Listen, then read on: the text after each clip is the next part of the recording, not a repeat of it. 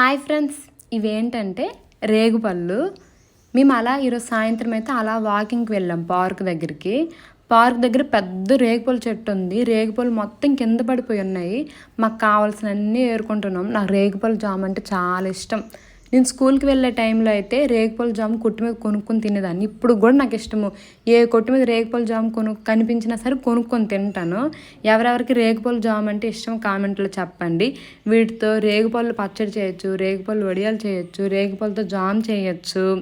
ఈ చెట్టు నింపుగా రేగుపళ్ళు ఉన్నాయి చూసారా. మేము రేగుపళ్ళు ఎందుకు వేరుతున్నామంటే ఇంటికి తెచ్చుకొని మంచి క్లీన్ చేసుకొని నేను కూడా జామ్ చేసుకొని ఒక డబ్బాలో వేసుకొని తినేద్దామని చెప్పేసి రేగుపళ్ళు అయితే ఏరుకుంటున్నాను.